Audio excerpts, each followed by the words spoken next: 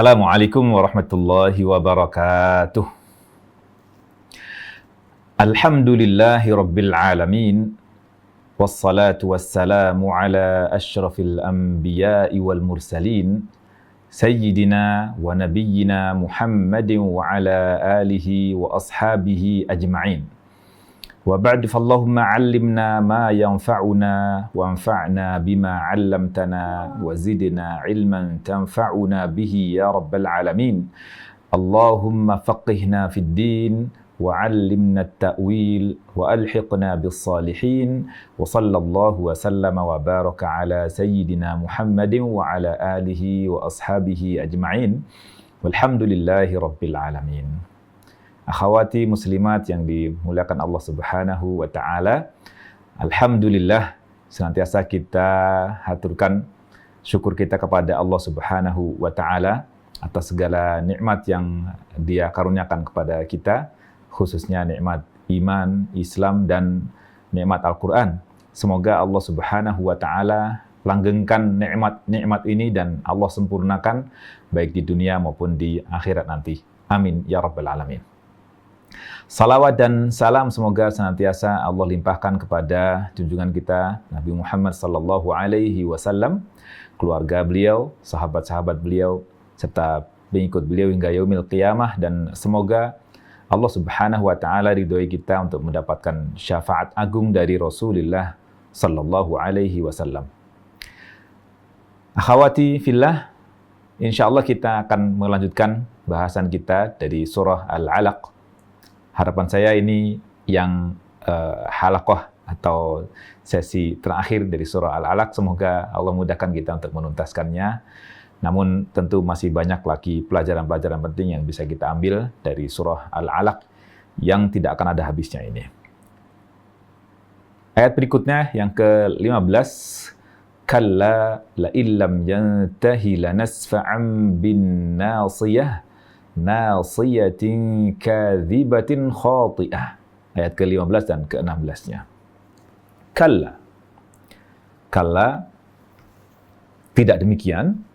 Ini bantahan, sanggahan terhadap apa yang diyakini dan dipegang oleh Fir'aun umat ini, yaitu Abu Jahal dalam konteks ayat-ayat ini. La illam yantahi. Ini dari in, sekiranya, dan la, sungguh. Jadi ini dua kata yang menjadi satu rangkaian kata, lain, sekiranya. Tapi lamnya ini, yang pertama ini pendek, menegaskan. Ya, sungguh sekiranya lam. Lam itu artinya tidak.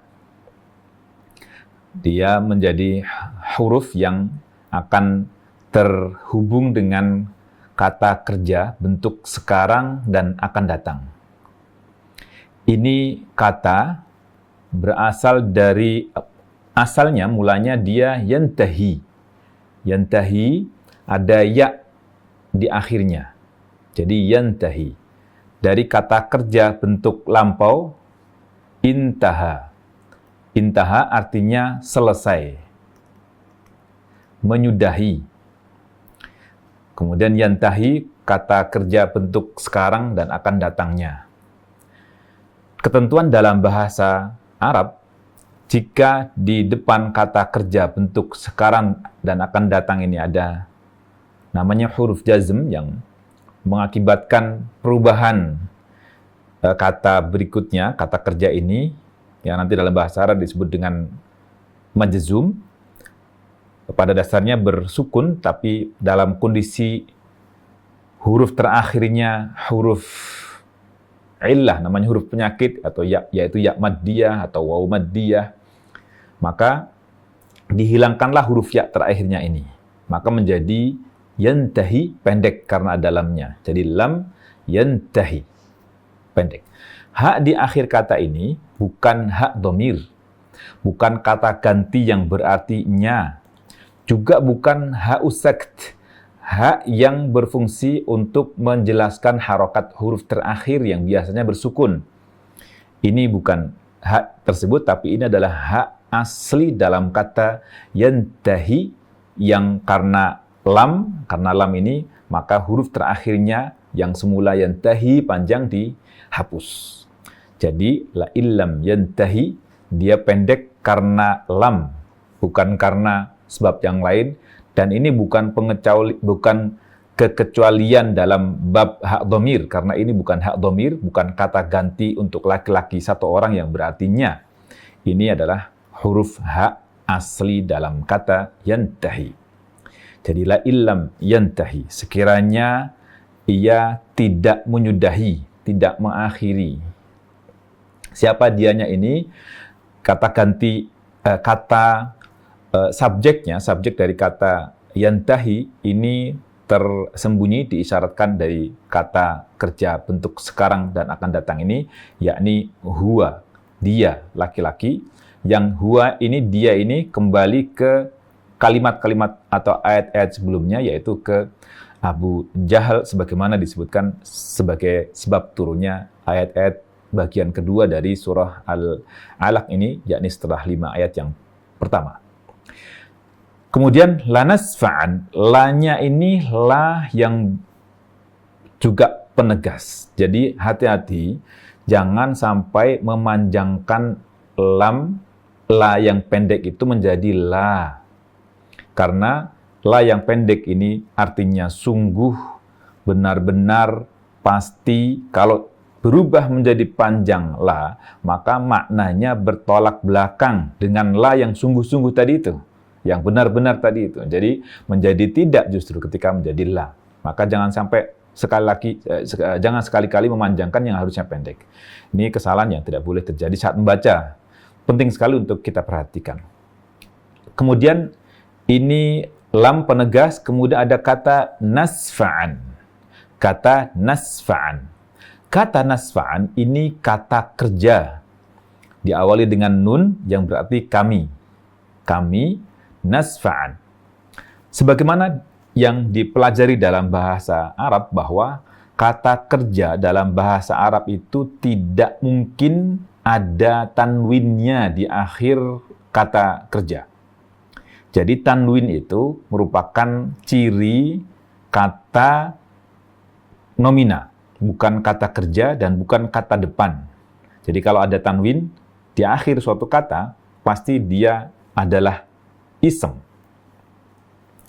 Namun, jika kita jumpai tanwin pada akhir suatu kata kerja dalam bahasa Arab, berarti itu tanwin bukan asli. Itu tanwin berasal dari huruf nun. Nun penegas. Nun penegas dalam kata yang ditaruh di akhir kata, tapi nunnya nun bersukun. Nun penegas itu ada nun bersukun, yang kedua ada nun bertasydid. Nun yang bersukun ini menegaskan tetapi tidak sekuat penegas dengan nun bertasydid. Jadi dalam bahasa Arab itu ada level, tingkatan orang memberikan penegasan. Nah, misalnya saya nyuruh untuk pergi misalnya, idhab, pergilah kamu. Biasa, datar. Kalau saya tegaskan dengan nun bersukun, idhaban, berarti lebih tegas lagi. Pergi kamu. Kalau lebih tegas lagi, maka akan ditasydid. Idhabanna. Jadi ada levelnya itu. Nah, di kata lanasfa'an itu aslinya huruf nun bersukun. Lanasfa'an. Tetapi biasa dalam bahasa Arab memungkinkan nun bersukun itu digantikan perannya oleh tanwin.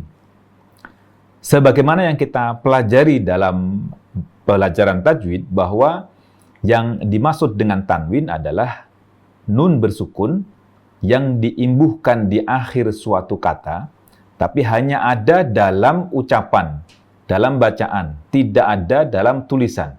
Jadi secara lisan ada huruf nunnya, namun secara tulisan tidak ada. Itu tanwin. Jadi tanwin itu sebenarnya mengimbuhkan nun di akhir suatu kata. Dan jika kita jumpai tanwin pada kata kerja, berarti itu tanwin yang menggantikan posisi huruf nun bersukun. Legal, diperkenankan dalam bahasa Arab dan kadang memiliki maksud. Ada tujuan kenapa digantikan perannya ini. Imam Ibnu Malik dalam Alfiyah beliau sebagai dalil berkaitan dengan kenapa kok ada tanwin dalam fi'il atau kata kerja, beliau mengatakan wa abdilanha ba'da fathin alifa. Ya, dan gantilah wa abdilanha, dan gantilah dia ba'da fathin, setelah fathah itu alifa, dengan huruf alif waqfan, ketika waqaf, dengan huruf alif ketika waqaf. Maka lanasfa'an, kalau kita diminta untuk waqaf kita baca lanasfa'a. Yang tidak mengerti bahasa Arab, insya Allah tidak salah ketika diminta berhenti di kata lanasfa'an, pasti baca lanasfa'a. Begitu ya. Jadi yang tidak tahu bahasa Arab aman, kalau dites suruh baca lanasfa'an, coba berhenti, gimana cara berhentinya? Lanasfa'a. Tapi yang tahu bahasa Arab atau orang Arab, dia kemungkinan akan baca lanasfa'an. Karena dalam keseharian mereka memahami huruf akhirnya adalah huruf nun. Ya, di sini digantikan perannya oleh tanwin ketika waqaf, kama taqulu fi qifan, sebagaimana ketika engkau mengatakan kata qifan, berdirilah engkau. Lebih tegas daripada qif. Qif, berdirilah engkau. Qifan, berdirilah engkau, lebih tegas lagi. Kita ucapkan qifa. Qifa, berdirilah, lebih tegas. Ini berkaitan dengan nun di akhir kata lanasfa'an yang digantikan perannya oleh tanwin. Di dalam Al-Quran kita jumpai di dua tempat ada nun akhir kata kerja yang diwakilkan kepada tanwin. Yang pertama di surah Yusuf ayat 32, di kata walayakunan. Walayakunan ini aslinya walayakunan. Walayakunan dengan huruf bersukun akhirnya. Tapi dijumpai dalam Quran dituliskan dengan huruf alif, berarti dengan tanwin. Walayakunan, dan kalau kita diminta untuk waqaf berhenti, tapi berhenti dalam rangka ujian, bukan sengaja untuk berhenti, kita baca walayakuna. Begitu. Dan yang kedua di kata lanasfa'an yang sedang kita pelajari, kita bahas tadaburnya pada hari ini. Jadi lanasfa'a, kalau kita diminta untuk waqaf, kita baca lanasfa'a dengan huruf alif terakhirnya. Baik. Kalla la illam yantahi lanasfa'an bin nasiyah. Nasfa'an itu menarik dengan kuat, dengan penuh penghinaan, dengan tidak hormat, dengan sembari merendahkan. Nasfa'. Nanti akan kita bahas apa itu nasfa'. Safa' dari kata safa', kata nasfa'an ini. Bin nasiyah, kami akan tarik dengan kuat, dengan dahsyat. Nasiyahnya. Apa itu nasiyah? Nasiyah itu muqaddam ar-ra's, bagian depan dari kepala kita ini. Jadi ubun-ubun dan sekitarnya lah, bagian depan ini namanya nasiyah. Dalam bahasa kita ubun-ubun. Kami akan tarik ubun-ubun, maksudnya tarik ke rambut yang ada di atasnya dengan sangat tidak hormat, dengan keras. Itu biasa dalam kebiasaan orang Arab untuk menghinakan orang, untuk menyiksa orang, ditarik kepalanya atau ditarik rambut di ubun-ubunnya dengan sangat kuat, dan itu bentuk penghinaan dan merendahkan. Lalu dijelaskan di berikutnya, dijelaskan di sini, nasiyatin kadzibatin khati'ah. Nasiyahnya itu seperti apa? Nasiyatin, ubun-ubun, kadzibatin, yang berdusta, khati'atin, yang berlaku salah, melakukan kesalahan. Ini unik. Bahkan Syekh Abdul Majid, beliau mengatakan bahwa saya selama sekian belas tahun mencoba untuk memahami ayat nasiyatin kadzibatin khati'ah yang polanya itu tidak wajar sebagaimana ditafsirkan oleh para ulama tafsir di masa dahulu. Kemudian Syekh terus mengkaji dan bertanya pada diri beliau, serta juga bertanya kepada para ulama yang lain juga berkaitan dengan apa makna nasiyatin kadzibatin khati'atin. Karena kalau kita lihat, kita perhatikan nasiyatin kadzibatin, nasiyatin kadzibatin. Nasiyah, ubun-ubun, kadzibah yang berdusta. Secara jelas, kalimat ini menunjukkan bahwa yang berdusta itu adalah nasiyah. Yang berdusta adalah nasiyah, ubun-ubun yang berdusta.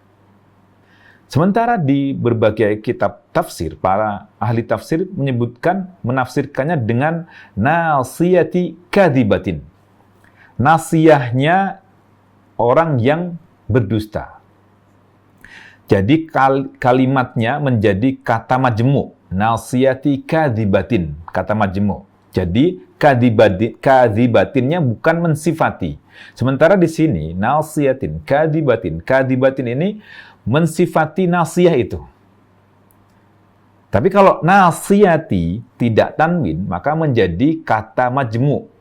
Nasiyahnya, ubun-ubunnya orang yang kadzibah atau jiwa yang kadzibah.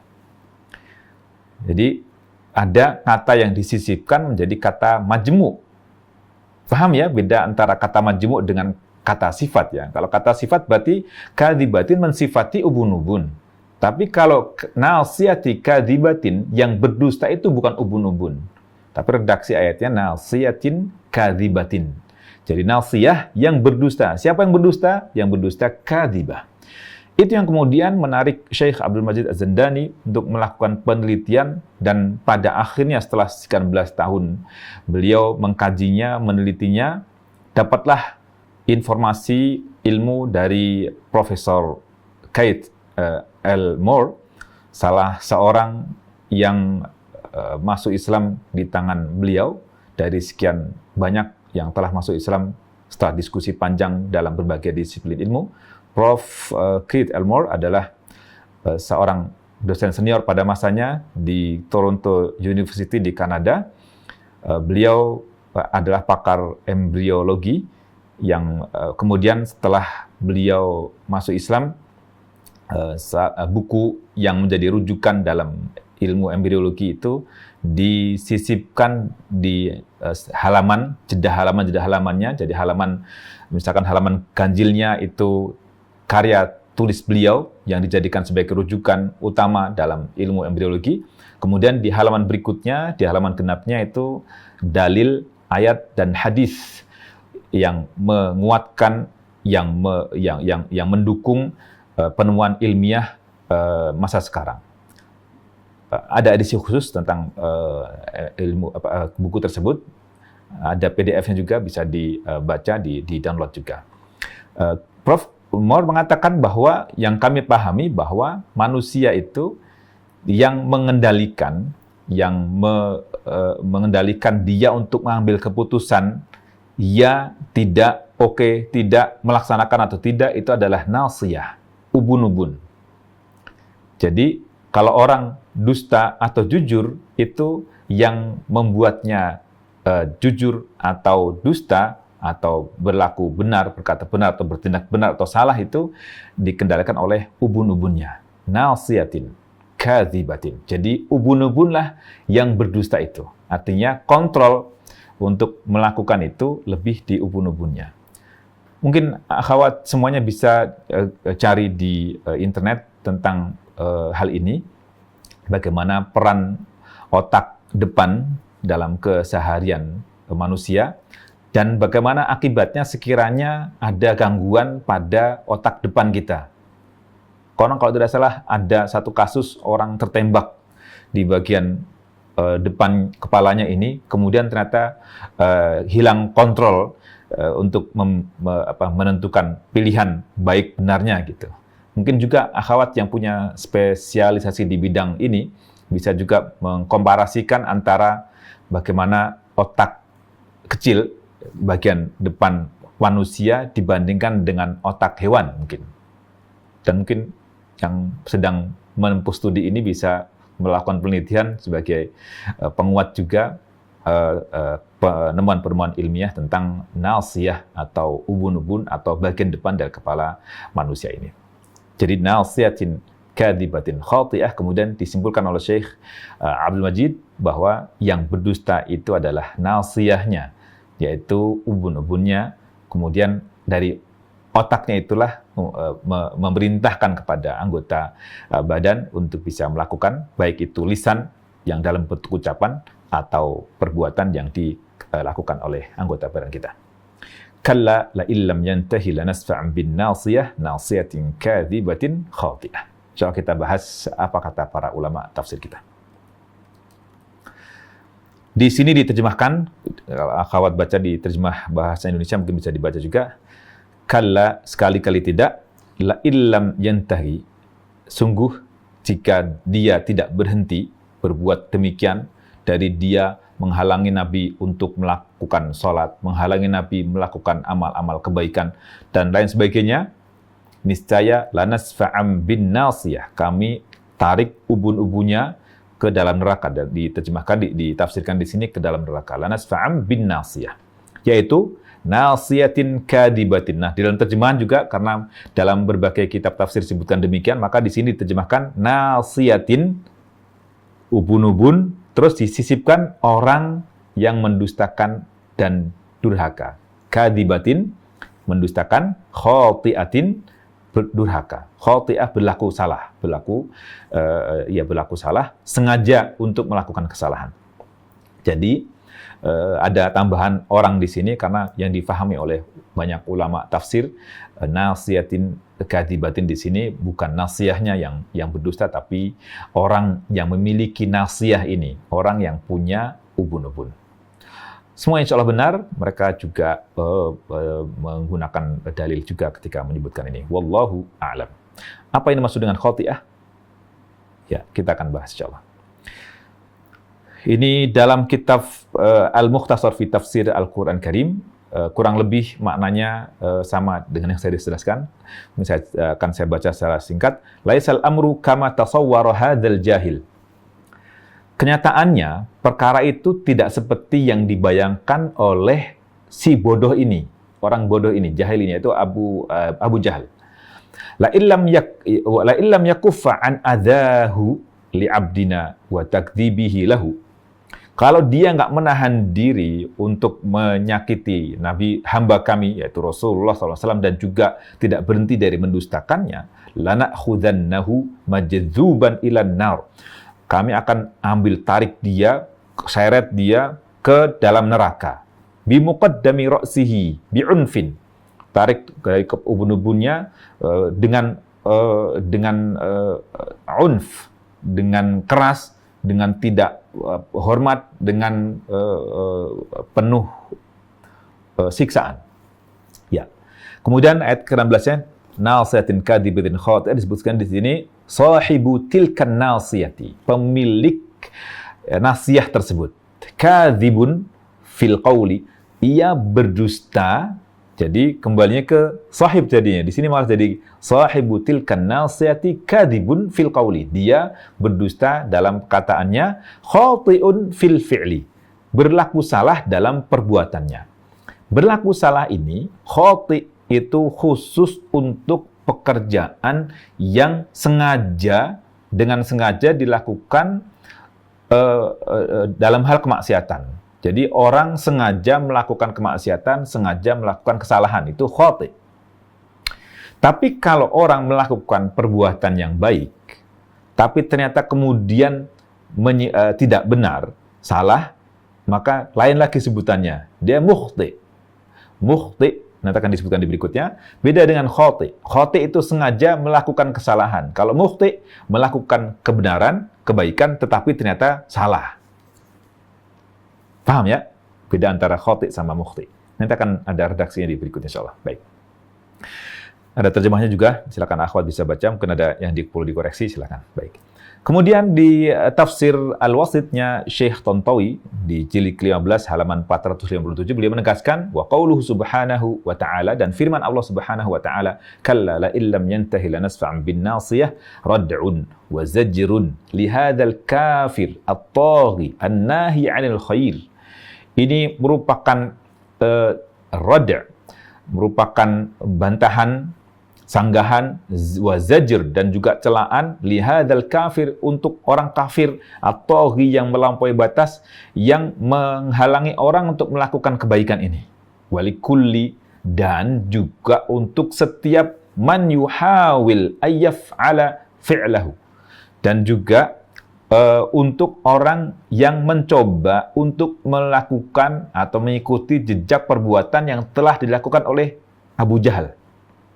Jadi bukan hanya untuk Abu Jahal saja ini ayat berbicara, tetapi ancaman dan juga celaan ini untuk orang yang berperilaku sama dengan Abu Jahal. Orang yang menghalangi orang melakukan sholat, orang yang menghalangi orang melakukan kebaikan, menghalangi orang berdakwah. Ini diancam dengan lanasfa'am bin nasiyah. Semoga Allah jaga kita semuanya. Wasaf'u, apa yang dimaksud dengan as-saf'? Saf' itu dari kata safa'a, yasfa'u tadi. Nasfa' itu as-saf' kata nominanya, maknanya al-jadbu bisyiddatin ala sabilil idlal wal ihanah. Jadb, narik, bisyiddah, dengan sangat kuat, ala sabilil idlal, dalam rangka untuk merendahkan, wal ihanah, dan menghinakan. Jadi maksudnya narik tapi dengan tidak hormat, dengan merendahkan dan menghinakan. Ini as-safa. As-safa. Faham ya? La nasfa'an berarti Allah Subhanahu wa taala pakai kata kami untuk mengagungkan dirinya. Nanya itu berarti kami. La nasfa'an, kami akan tarik ubun-ubunnya dengan sangat kuat, dengan tidak hormat, dihinakan, dicampakkan ke dalam neraka. Na'udzubillah min dzalik. Baik. Kemudian di tafsir Syekh Tontowi juga beliau mengatakan maknanya, kalla, enggak demikianlah. Laisal amru kama fa'ala hadzal insan at-taghi. Perkaranya itu enggak seperti yang dilakukan oleh orang laki-laki yang benar-benar melampaui batas dalam kemaksiatan dan dosa ini. Wala illam yaqla' amma huwa fihi bin kufrin wa ghurur. Kalau dia tidak sampai menanggalkan dan meninggalkan apa yang dilakukannya berupa kekufuran, kekafiran, dan juga ketenggalamannya dia dalam kebanggaan terhadap apa yang dimilikinya, lanak harannahu, kami akan paksa dia, walanudhillannahu, kami akan hinakan dia, rendahkan dia, walanu'adzibannahu 'adzaban syadida, dan kami benar-benar akan mengadabnya dengan adab yang pedih, fid dunya wal akhirah, di dunia dan akhirat. Akhwati fillah, yang unik dan menjadi mukjizatnya Al-Qur'an di di banyak tempat kita jumpai orang yang masih hidup di masa itu, tetapi Allah vonis dengan vonis bahwa dia termasuk ahli neraka, dia akan diazab, dimasukkan neraka. Ini suatu yang tidak mungkin dikatakan oleh manusia. Hatta Nabi Shallallahu Alaihi Wasallam pun nggak mungkin mengatakan bahwa kamu bakal masuk neraka, nggak mungkin. Kecuali kalau memang Allah Subhanahu Wa Taala wahyukan kepada Rasulullah Shallallahu Alaihi Wasallam. Maka ini menunjukkan mukjizatnya Al-Quran, menunjukkan bahwa si fulan ini, si Abu Jahal ini bakal mati dalam keadaan kafir. Ini mirip dengan yang di surah Al-Masad, tabbat yada abi lahabi wa tab. Abu Lahab yang divonis masuk ke neraka jauh-jauh hari. Ini juga demikian juga. Wa ta'biru biqaulihi ta'ala, ungkapan Allah Subhanahu wa taala dalam firman-Nya, la nasfa'an bin nasiyah yush'ir bil akhdhi syadid. Ini menanamkan perasaan pada diri kita, nakut-nakuti kita bahwa di sini tuh al-akhdhu bisyadid. La nasfa'an itu diambil secara paksa dan dengan kuat. Gitu. Wal idlal al-muhin, dan dihinakan dengan sehina-hinanya.